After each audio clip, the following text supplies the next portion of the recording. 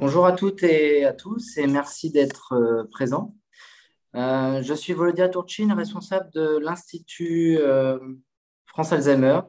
Bienvenue dans ce webinaire sur la maladie à corps de Lévy. Alors pour celles et ceux qui ne connaissent pas l'Institut France Alzheimer, c'est l'organisme de formation de l'Association France Alzheimer et maladies apparentées depuis 1991. Nous formons les professionnels de santé à la prise en soin des personnes atteintes de la maladie d'Alzheimer, d'une maladie apparentée, et plus largement des personnes présentant des troubles cognitifs. Nous dispensons des formations qui permettent d'analyser et d'interroger les pratiques professionnelles. Cette conférence en ligne s'inscrit dans une série de webinaires. Donc, nous allons en proposer environ un par mois jusqu'au mois de juin 2022. Ils sont construits dans le but de répondre aux préoccupations des professionnels. Avant de laisser la main à Ophélie Gesbert, si vous souhaitez poser des questions, vous pouvez le faire via l'espace questions-réponses prévu par Zoom. Ophélie répondra en cours de webinaire. Je serai votre interlocuteur dans ce cadre. Donc, nous sommes partis ensemble pour environ une heure de conférence. Bonjour Ophélie Gesbert. Bonjour Volodia, bonjour à tous. Donc, je suis Ophélie Gesbert, je suis psychologue, je suis spécialisée en neuropsychologie. J'ai exercé plusieurs années dans des EHPAD et aujourd'hui, je travaille pour France Alzheimer. Donc aujourd'hui, ce webinaire va porter sur la compréhension et l'accompagnement des personnes qui sont touchées par une maladie à corps de Lévy.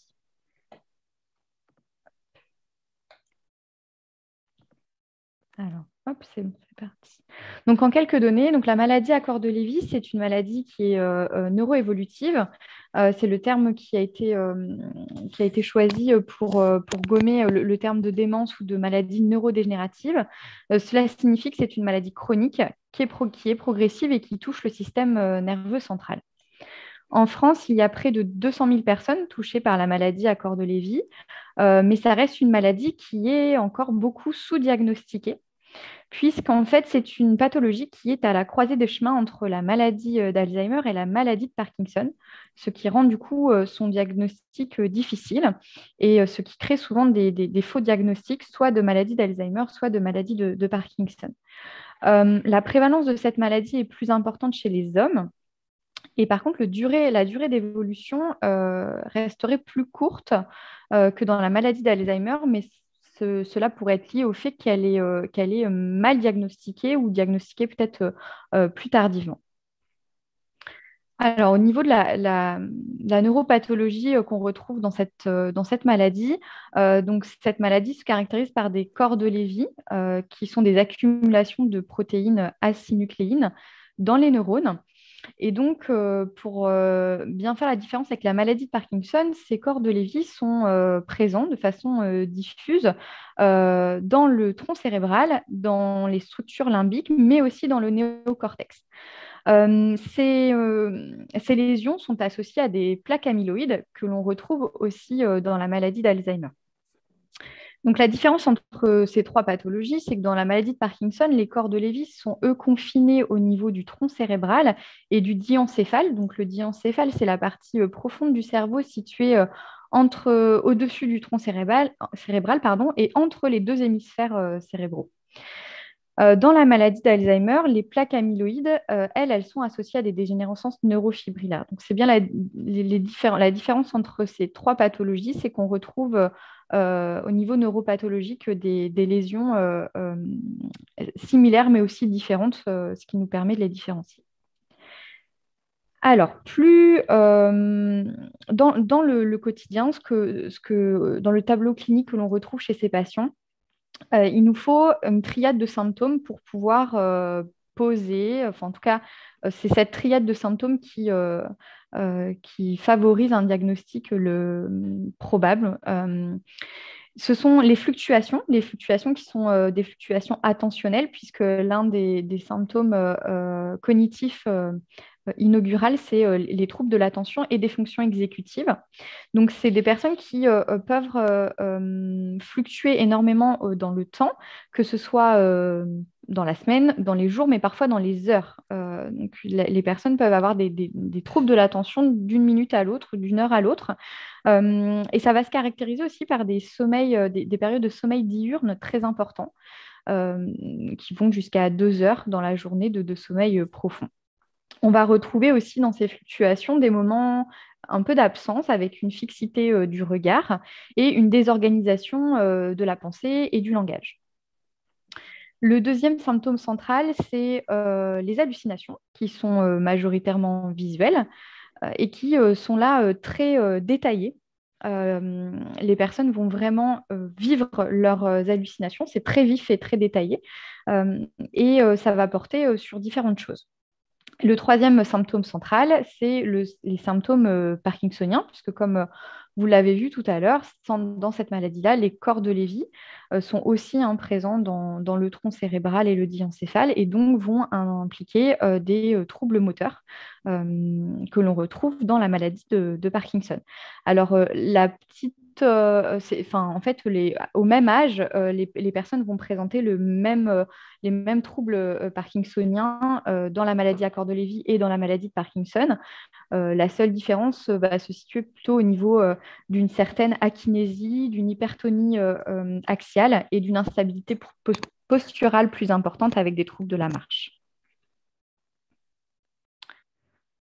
Tous les autres symptômes sont des symptômes plutôt suggestifs et évocateurs qui vont aider au diagnostic, mais il va falloir quand même retrouver cette triade de symptômes que je viens de vous présenter précédemment pour pouvoir poser le diagnostic de maladie à corps de Lévy. Donc, dans les symptômes suggestifs, on retrouve assez rapidement les troubles de la perception visuelle et spatiale.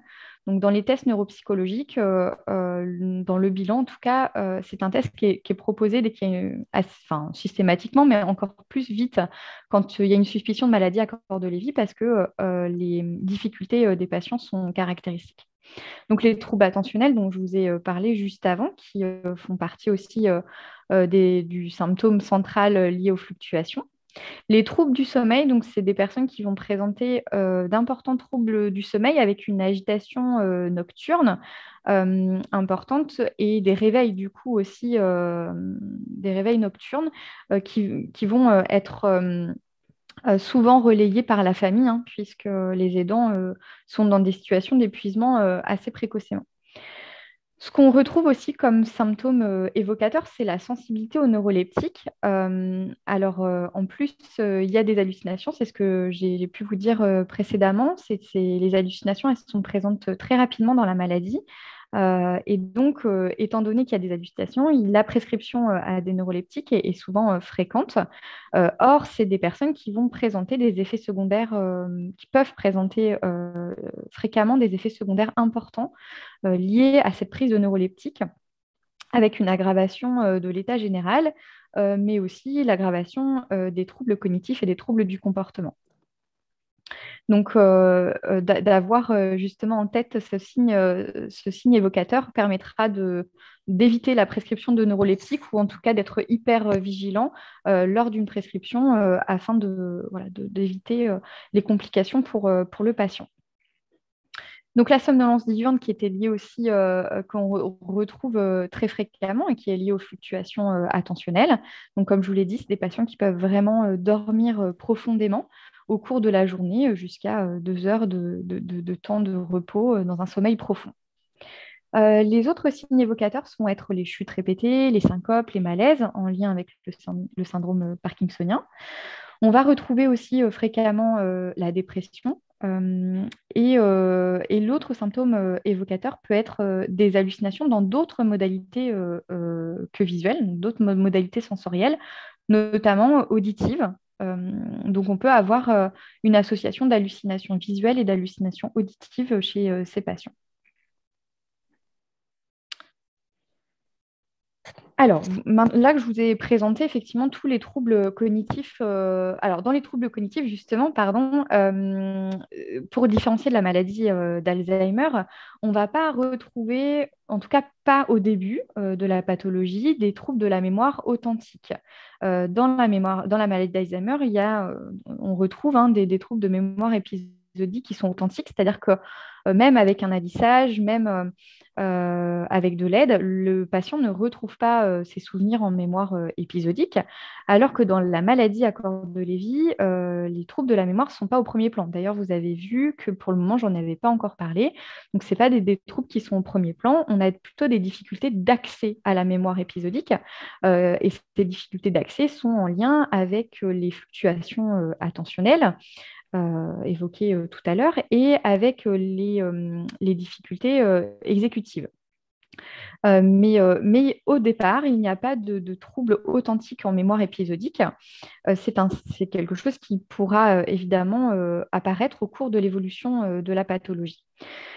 Par contre, on va retrouver des difficultés en mémoire de travail, donc cette mémoire qui nous permet en fait de fonctionner tout au long de la journée, qui est très sollicitée dans toutes nos tâches, dans le langage, dans la compréhension du langage aussi. Et donc, c'est une mémoire qui est très liée à nos capacités attentionnelles. Donc, comme vous avez pu l'entendre tout à l'heure, des patients qui présentent des troubles attentionnels de façon très précoce et donc qui vont avoir une mémoire de travail altérée très très vite. Euh, voilà, et une mémoire à court terme difficile. Donc au niveau de la mémoire, c'est vraiment ce qu'on retrouve, ce qui différencie un petit peu de la maladie d'Alzheimer, où dans la maladie d'Alzheimer, toutes les deux mémoires sont impactées très rapidement et où dans la mémoire épisodique, nous avons des troubles authentiques.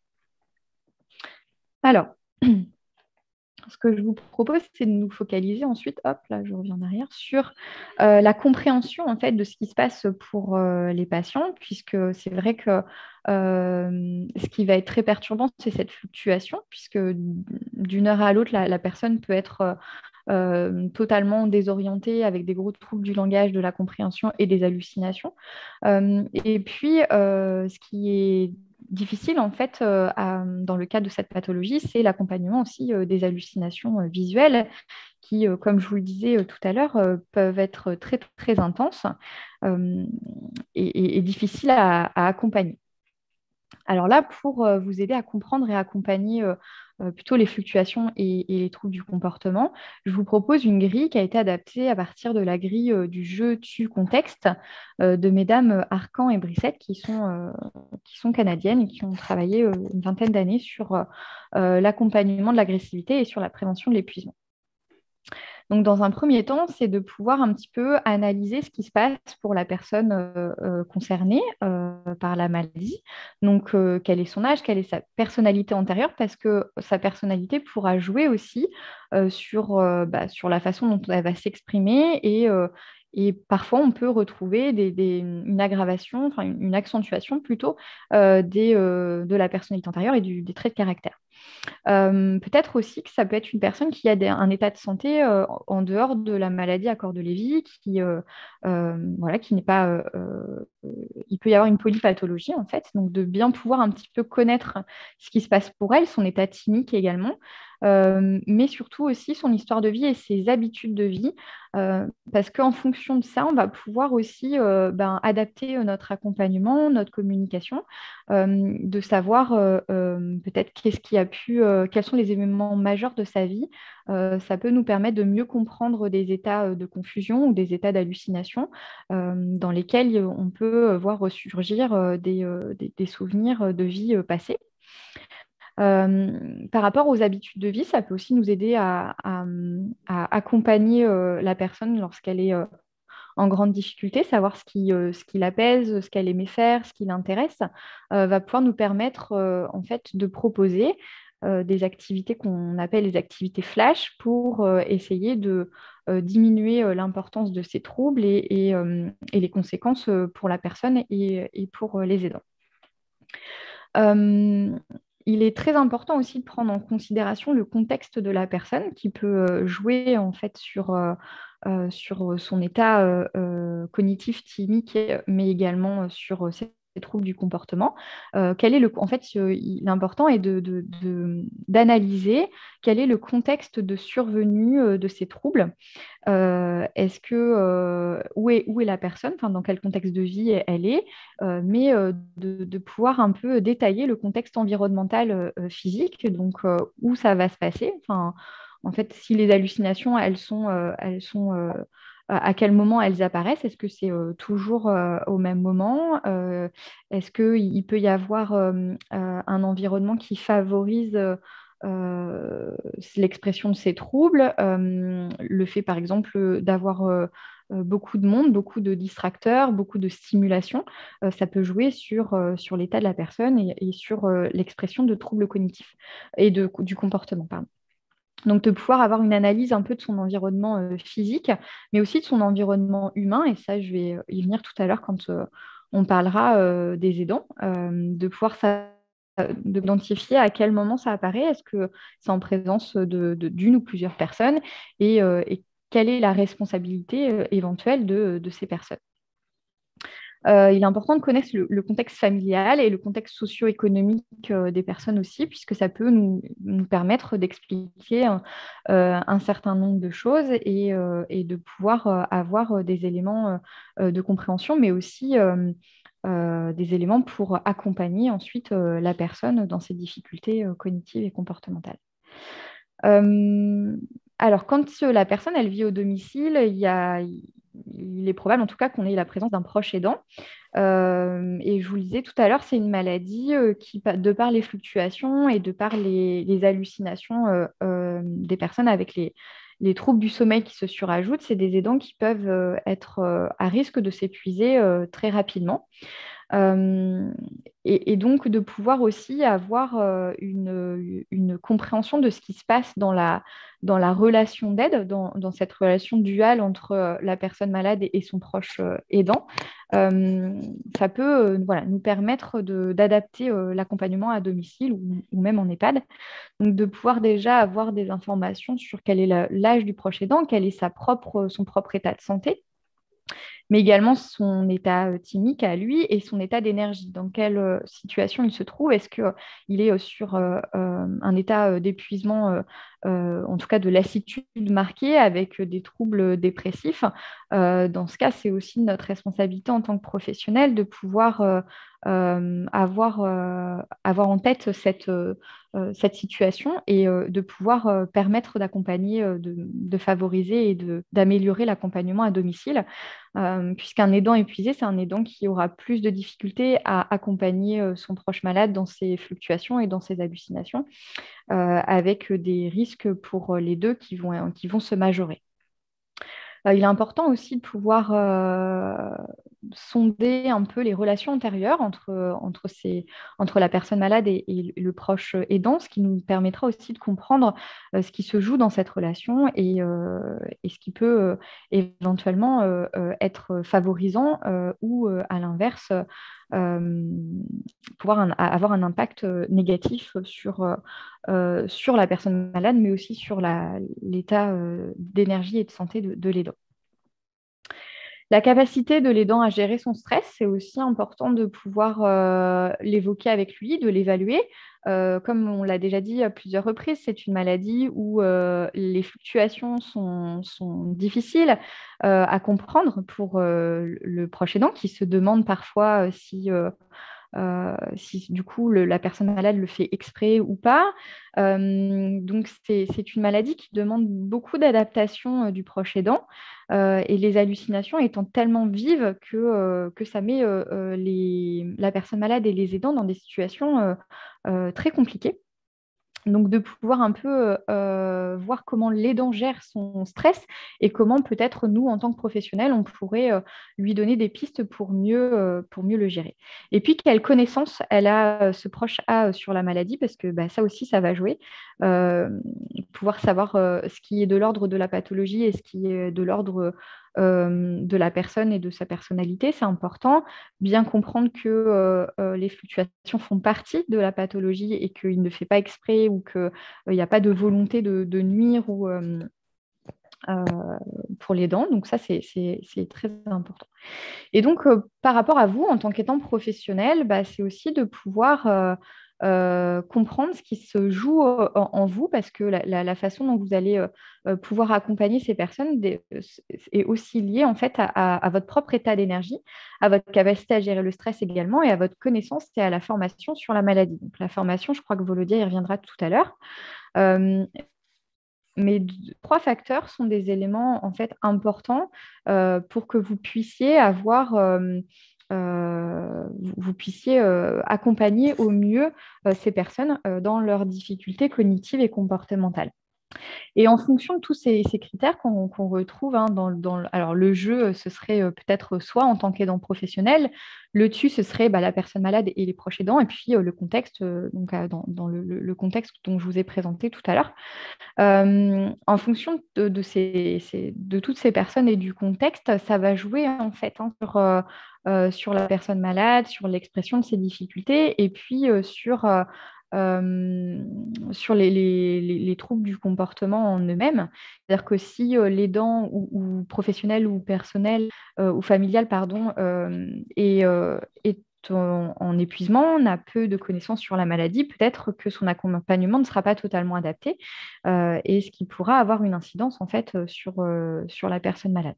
Donc c'est vraiment important de pouvoir avoir une analyse complète de ce qui se joue dans la relation pour la personne malade dans sa globalité.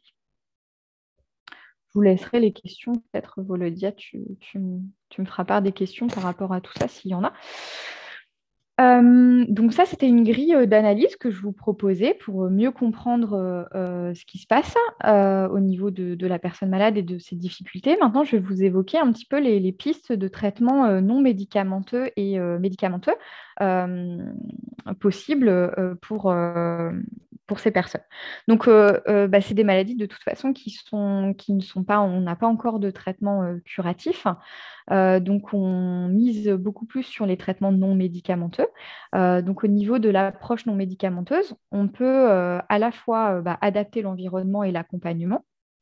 Donc, l'environnement, ça va être aussi en fonction de cette grille que je vous ai présentée, ben, pouvoir en détaillant le contexte environnemental des personnes lors de la survenue des hallucinations, des troubles du comportement, par exemple, nous permet ensuite de pouvoir proposer une adaptation de l'environnement afin que bah, voilà, ils puissent peut-être être dans des environnements moins stimulants, plus sécurisants, etc. Donc ça, c'est vraiment en fonction de ce qu'on a pu observer à partir de la grille d'analyse présentée précédemment. Et puis au niveau de l'accompagnement, bah, c'est pouvoir adapter sa communication. Comment je peux communiquer en fait avec une personne qui va avoir des troubles de l'attention, des troubles peut-être du raisonnement et du langage en phase de fluctuation. Donc ça va demander aux proches aidants, professionnels ou proches familiales, d'adapter sa communication, donc d'avoir une communication plus simple, avec un message par phrase, et puis de capter l'attention de la personne, hein, puisque les troubles attentionnels étant extrêmement importants, pour pouvoir communiquer avec une personne qui a une maladie à corps de Lévy et qui est dans un moment de fluctuation, le premier critère est d'essayer de capter au mieux son attention par différentes façons, hein, par le regard, mais aussi peut-être par le toucher en fonction de la personne. Alors évidemment, il ne faut pas que ce soit un toucher qui soit encore plus anxiogène et qui accentue les troubles du comportement, mais en tout cas, ça peut être quelque chose qui peut être utilisé avec certains patients. On peut leur proposer aussi un suivi orthophonique, de la stimulation cognitive, soit en individuel, soit collective. Donc là, j'évoquerai en dernière partie bah, les partenaires qui peuvent aussi proposer ces approches-là. L'art-thérapie peut être une manière aussi de canaliser l'énergie, de favoriser, renforcer les capacités attentionnelles. L'art-thérapie peut agir aussi sur les manifestations comportementales. Donc, c'est une approche pertinente. L'activité physique adaptée peut être proposée aussi. Surtout, effectivement, dans le cadre de quand il y a des troubles cognitifs et comportementaux importants, euh, ça va favoriser un meilleur état de fatigue en fait en soirée, puisque, comme je vous l'ai dit, hein, le sommeil est difficile et les nuits sont très agitées. Donc, de pouvoir avoir des activités physiques qui favoriseront quand même une fatigue physique plus intense pourra peut-être jouer sur les nuits et sur le sommeil. Et puis, la proposition d'accompagnement psychologique, puisque comme c'est une maladie qui est fluctuante, il y a aussi des périodes où les personnes sont orientées, ont toute leur capacité cognitive, en tout cas leur mémoire épisodique étant préservée, elles sont en mesure hein, de nous faire part de ce qu'elles vivent et de ce qu'elles ressentent. C'est des personnes qui peuvent vraiment avoir besoin d'un accompagnement psychologique.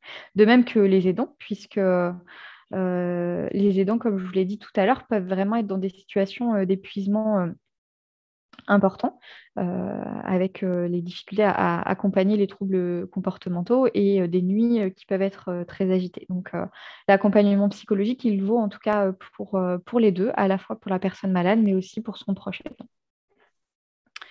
Au niveau des traitements médicaux, alors je crois que j'ai vu une question, je me permets, Volodya. J'ai vu les études sur les effets de l'acupuncture et la réflexologie. Donc, c'est des approches non médicamenteuses qui se développent aussi beaucoup, hein. Alors, il va y avoir aussi tout ce qui est voilà, le yoga. On a là, je crois que si Volodya, tu peux en parler après, je ne sais pas si c'est possible, mais les études qui vont démarrer avec le partenariat de France Alzheimer sur l'hypnose aussi. Donc, il y a beaucoup d'approches non médicamenteuses qui sont, voilà, qui sont proposées et qui ont des effets positifs. Après, les études, je n'en ai pas forcément là en tête comme ça tout de suite sur l'acupuncture et la réflexologie, mais en tout cas, voilà, c'est sûr que tous ces traitements non médicaux font l'objet de nombreux études pour évaluer leur efficacité. Alors après, c'est aussi tout ce qu'on entend par efficacité. Est-ce que c'est la diminution des troubles cognitifs et des troubles du comportement, ou est-ce que c'est au moins le ralentissement de la pathologie et de l'évolution?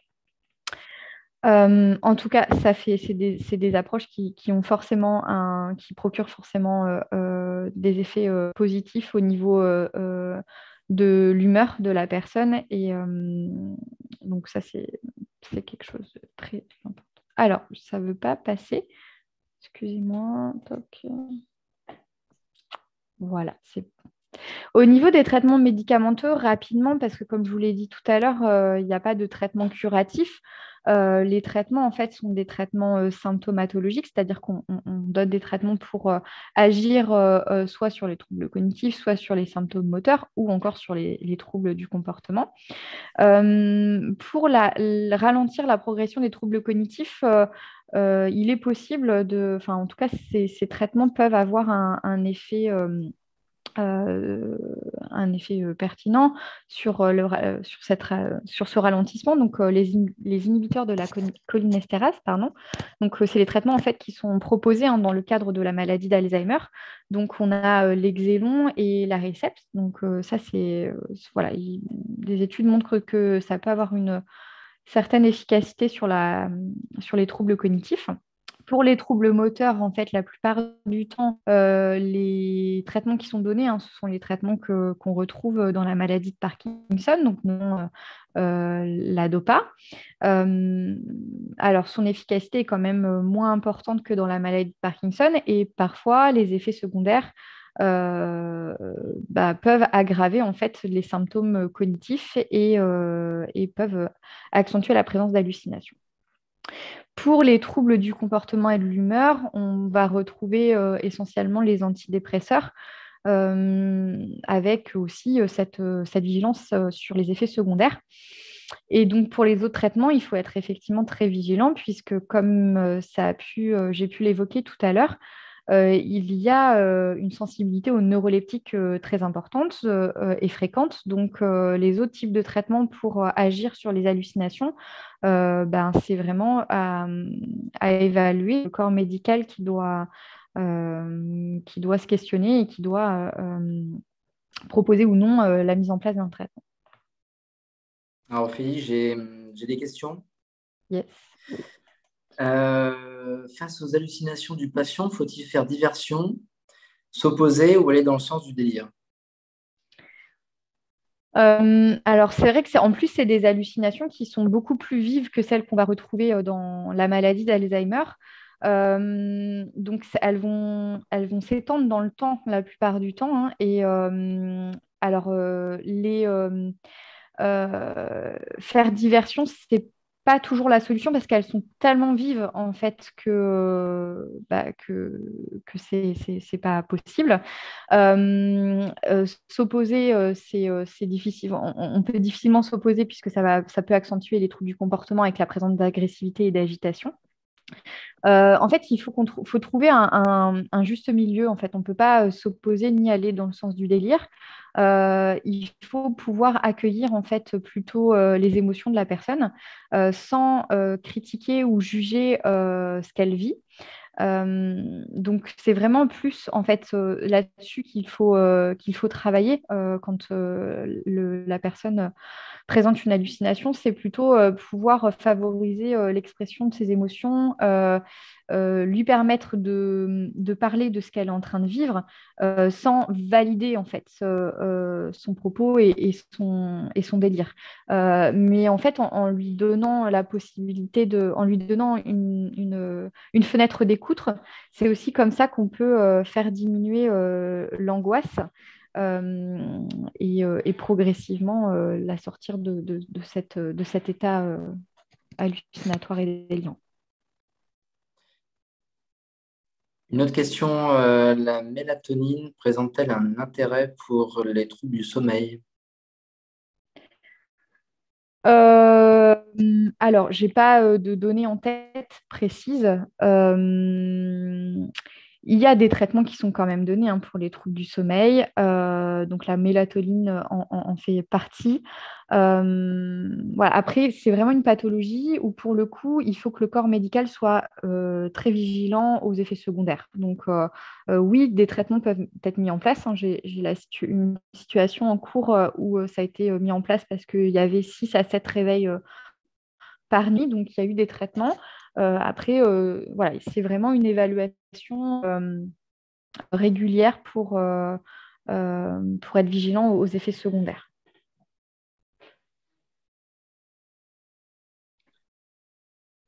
Une autre personne qui nous parle de neurofeedback. Euh, est-ce que tu connais? Est-ce que tu as un avis là-dessus? Neurofeedback, je Oui. ne connais pas. Est-ce que, au pire, la personne peut préciser ce qu'elle veut dire neurofeedback? Je ne...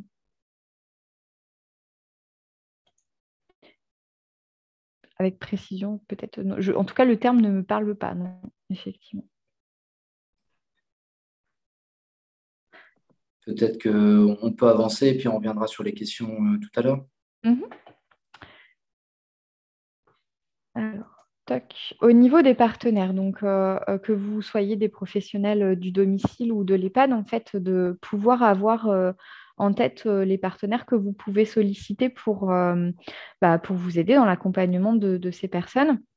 Vous allez pouvoir retrouver toutes les unités d'évaluation qui peuvent permettre déjà d'avoir une évaluation cognitive et comportementale, de poser parfois des diagnostics parce que c'est un diagnostic qui est difficile. Parfois, les gens reçoivent plutôt le diagnostic de maladie de Parkinson ou plutôt de maladie d'Alzheimer. Donc, de pouvoir réorienter les personnes vers des unités d'évaluation. C'est totalement pertinent, donc, ou des consultations mémoire, ou bien encore des équipes mobiles d'évaluation, parce qu'il y en a quand même de plus en plus. Il y a aussi les unités cognitivo-comportementales qui, pour le coup, permettent d'avoir une évaluation des troubles du comportement de façon un peu plus précise.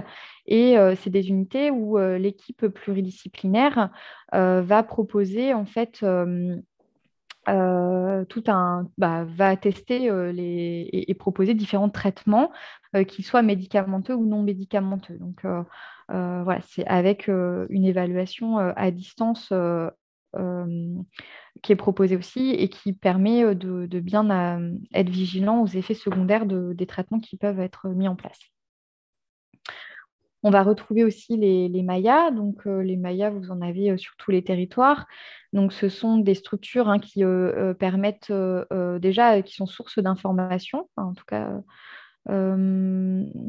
nous permettent d'avoir un annuaire en ligne avec des professionnels du territoire qui peuvent être sollicités dans le cadre de l'accompagnement des personnes qui ont une maladie à corps de Lévy.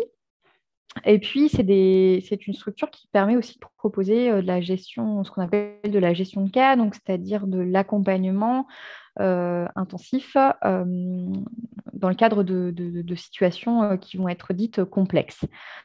Donc, c'est des structures que vous pouvez solliciter qui sont en train de devenir des DAC. Donc, le terme Maya est en train de disparaître. En juillet prochain, normalement, les Mayas seront passés en ce qu'on appelle des DAC. Sinon, vous pouvez avoir les équipes mobiles, des équipes mobiles de psychiatrie de la personne âgée, donc qui proposent des accompagnements à domicile et plutôt là, plutôt psychologiques. Donc, qui peuvent concerner à la fois la personne qui est malade, mais aussi l'aidant. Donc, les deux sont possibles. On va retrouver toutes les équipes spécialisées Alzheimer qui vont proposer de la stimulation cognitive, notamment parce que leurs missions s'élargissent, en tout cas, la plupart des équipes élargissent leur mission et proposent plus que de la stimulation cognitive. Et donc là, c'est des séances qui ont lieu à domicile sur prescription médicale et donc qui sont limitées dans le temps puisque la personne va pouvoir bénéficier de 14 séances sur l'année. Renouvelables. Alors après, au vu du contexte actuel, le renouvellement est parfois compliqué puisqu'elles sont surchargées, ces équipes de demande. Donc le renvoi ne peut se faire ou se fait, mais un délai plus important. Et puis après, vous allez avoir toutes les actions de l'association France Alzheimer, donc, qui va permettre de pouvoir proposer différentes choses. Donc, dans tous les traitements non médicamenteux dont je vous parlais tout à l'heure, l'association peut les proposer sur les territoires, donc l'art-thérapie, la stimulation cognitive collective.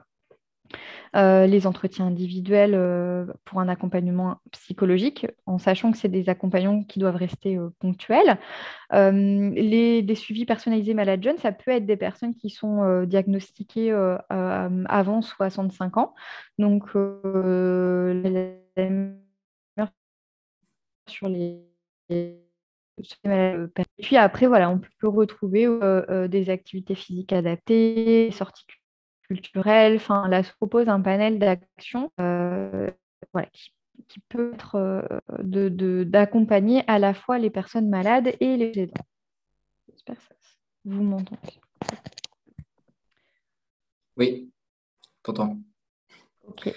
Justement, on a Cathy qui nous disait que les activités physiques adaptées peuvent également se montrer efficaces au travail sur l'attentionnel, le postural, les chutes, l'écoute de son ressenti corporel, la dépression. Voilà. Oui, bah oui, tout à fait. Les activités physiques adaptées, elles ont vraiment du sens pour toutes ces raisons-là, oui, effectivement. Et j'ai une autre personne qui nous parle de la méthode de la validation de Naomi Feil. Oui, oui, en fait, effectivement. Alors, la méthode de validation de Naomi Feld, c'est, si je reprends mon propos de tout à l'heure, c'est de pouvoir valider les émotions en fait de la personne, au-delà de savoir aller au-delà du propos, mais plutôt d'aller chercher l'émotion et de valider en fait son vécu émotionnel. C'est une technique effectivement d'accompagnement qui est totalement pertinente dans le cadre des maladies neuroévolutives en général, pas que de la maladie à corps de Lévy. Oui, tout à fait.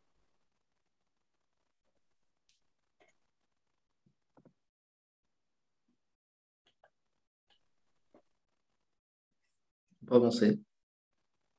Eh bien, écoute, Volodia, j'ai terminé. Très bien. Est-ce que vous avez d'autres questions?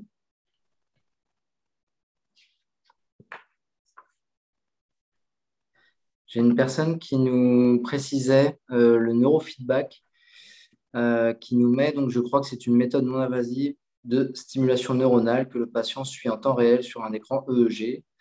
Le but étant que le patient puisse observer et apprendre le fonctionnement de sa propre activité cérébrale et au mieux la gérer dans le futur.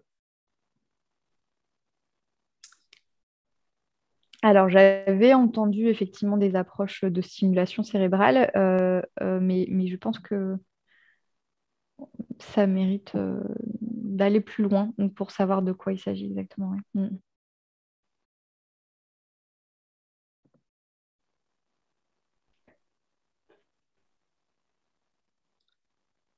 J'ai Naman qui pose une autre question. En tant qu'audioprothésiste, quel est le rôle de la prise en charge auditive dans cette maladie? Alors, c'est vrai qu'on n'a pas parlé des troubles sensoriels, mais évidemment, les troubles sensoriels, c'est des facteurs aggravants en fait pour les personnes qui ont des maladies neuroévolutives. La communication est pour eux déjà difficile de par leurs troubles cognitifs et leurs troubles du comportement. Alors en plus, quand il y a des troubles sensoriels, ça complexifie vraiment les choses. C'est important qu'ils puissent avoir ce suivi et de pouvoir être appareillés au mieux. Après, c'est aussi parfois compliqué puisque leurs troubles cognitifs peuvent être avoir un impact sur l'examen et sur la mise en place d'appareils. Donc, mais oui, évidemment, c'est quelque chose dont on doit aussi être très vigilant, sur tous les troubles sensoriels, auditifs, visuels, etc. C'est très important. J'ai une autre question autour de la conduite à tenir face aux patients opposant aux soins, en particulier à toilette à domicile. Oui. En fait, la grille que j'ai évoquée tout à l'heure avec vous, ça peut être aussi très pertinent de l'utiliser. En fait, cette grille, c'est au-delà de la maladie à corps de Lévy, on peut l'utiliser vraiment dans le cadre des autres pathologies neuroévolutives ou du refus de soins, en fait. Parce que qu'est-ce qu'il y a derrière le refus de soins aussi? Est-ce qu'il s'agit d'un refus de résignation? Est-ce qu'il s'agit d'un refus d'opposition? Enfin, et puis, est-ce qu'il y a un élément qui peut jouer chez la personne et qui fait qu'elle se met dans une position de refus? Donc, cette grille, elle est aussi valable en fait dans le cadre du refus de soins, de pouvoir bien comprendre ce qui se joue chez toutes les personnes qui sont présentes lors de la toilette, de comprendre ce qui se passe pour la personne elle-même, ses habitudes de vie, son histoire par rapport à son intimité, etc.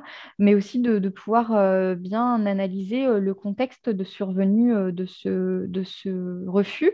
La question qui peut être pertinente aussi, c'est la question du moment d'exception. Quand est-ce que la personne n'est pas en refus de soins? Et parfois, ça peut aussi nous donner à ce moment-là des réponses. J'ai une autre question. Existe-t-il des formations pour les aidants spécialisés sur la maladie à corps de Lévy, comme il existe pour la maladie d'Alzheimer? En fait, je vais pouvoir vous répondre à cette question. À ce stade, il n'en existe pas Euh, mais à terme, je sais que ça fait partie des projets de France Alzheimer de mettre en place des formations spécialement sur la formation des aidants, pour les proches aidants, donc spécialement autour de la maladie à corps de Lévy. J'ai une autre question de Jennifer qui nous demande est-il possible d'avoir la maladie de Parkinson ainsi que la maladie à corps de Lévy? Ouais, c'est possible. Alors, en fait, ce qui est compliqué, c'est effectivement, comme il y a parkinsonien dans la maladie à corps de Lévy, souvent, il y a un faux diagnostic de maladie de Parkinson. Parce que la maladie à corps de Lévy, elle peut débuter par des symptômes parkinsoniens. Donc, du coup, souvent, le diagnostic qui va être posé, c'est une maladie de Parkinson. Après, il y a quand même une temporalité dans tout ça, c'est-à-dire qu'il faut que le syndrome Parkinson soit une maladie à corps de Lévy et uniquement une maladie à corps de Lévy, il faut que les symptômes parkinsoniens, enfin, ils sont peut-être inauguraux, mais ils sont pas, ils surviennent pas des années avant les hallucinations et les fluctuations cognitives et attentionnelles. Donc parfois, il ne s'agit pas d'une maladie de Parkinson, mais bien d'une maladie à corps de Lévy. Et parfois, eh bien, il y a une maladie de Parkinson qui va être associée après à une maladie à corps de Lévy. Alors justement, j'ai une autre personne qui nous parle justement de la détection de la maladie. Est-ce qu'il y a des tests donc pratiqués pour la maladie d'Alzheimer ou est-ce il y a des tests spécifiques à la maladie à corps de Lévy? Bah, en fait, les examens qui sont faits, ils sont souvent les mêmes au départ, en fait. Donc, au départ, on va avoir le bilan neuropsy avec une consultation aussi neuro et puis tout ce qui va être IRM, scanner cérébral. Après, du coup, c'est des examens qui peuvent parfois ne pas permettre de faire un diagnostic différentiel et de pouvoir savoir de quelle pathologie il s'agit. Donc, dans la maladie à corps de Lévy, il peut y avoir des examens neurologiques plus spécifiques qui souvent sont faits dans un second temps, voilà, où on va plutôt évaluer, on va faire un PET scan, on va évaluer l'activité date. Donc, ouais, il y a des examens un petit peu plus spécifiques quand le diagnostic différentiel est plus difficile. Souvent, ça va aboutir à des examens neurologiques plus pointus et plus spécifiques. Et donc, comment exprimer à la famille ou aux proches aidants qu'ils sont en position d'accentuation des troubles et des agitations? Euh, alors, Donc, hum, c'est compliqué déjà de leur dire comme ça, donc c'est très délicat. Euh, Ça nécessite en fait un accompagnement. Le diagnostic, il est important, mais souvent, après le diagnostic, il faut aussi pouvoir accompagner les familles.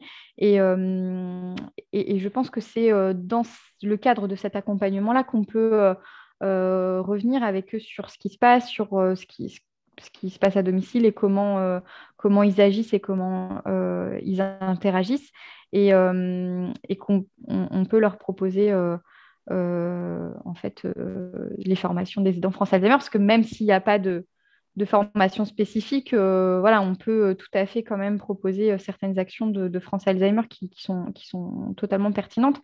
Voilà. Puis après, comme j'ai pu le dire tout à l'heure, ce qui est important aussi vraiment à avoir en tête, c'est que la maladie, elle vient déséquilibrer le système familial. Et donc, voilà, il y a plein de choses qui se jouent. Il n'y a pas que la maladie, il y a les relations antérieures, il y a les capacités de l'aidant à gérer son stress, à se remettre en question, à chercher l'information, à aller s'informer, etc. Donc, voilà, tous les aidants sont différents, comme toutes les personnes malades sont différentes. Donc, on va pas accompagner les personnes, les aidants de la même manière. Euh, voilà, donc pour des aidants où l'accompagnement est difficile, eh bien, je pense que ça prend un accompagnement plus long de la part des professionnels pour les amener petit à petit voilà, à des formations ou des adaptations de l'accompagnement à domicile particulièrement. On va prendre une dernière question. Comment faire lorsque la personne a des troubles du langage pour l'accompagner au mieux? La non-compréhension et donc non-réponse à sa demande augmentant son anxiété. Mm. Alors oui, c'est sûr que les troubles du langage, c'est difficile c'est difficile d'accompagner les personnes qui ont des troubles du langage, puis ça peut accentuer l'anxiété de la personne et ses troubles du comportement. Là, il y a un gros travail à faire sur le langage non verbal, pouvoir utiliser peut-être des outils d'expression qui favorisent l'expression de la personne.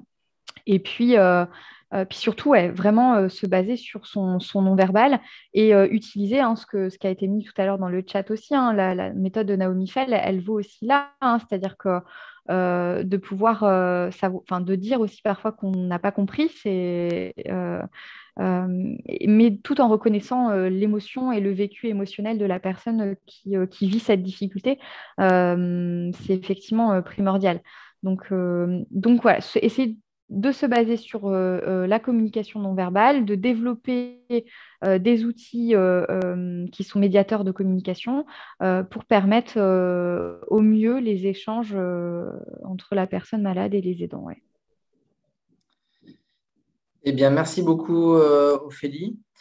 Merci à tous pour votre participation. Le webinaire sera disponible donc en replay sur le site de France Alzheimer dans la rubrique l'Institut France Alzheimer, les webinaires de l'Institut. Et donc, si vous souhaitez aller plus loin, l'Institut France Alzheimer propose une formation intitulée Connaître les maladies apparentées et spécifier l'accompagnement. Donc, les prochaines sessions seront les 24-25 mars prochains à Lyon.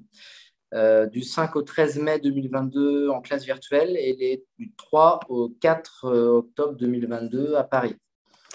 Pour en savoir plus, je vais vous laisser donc le numéro de téléphone de l'Institut ainsi qu'une adresse email.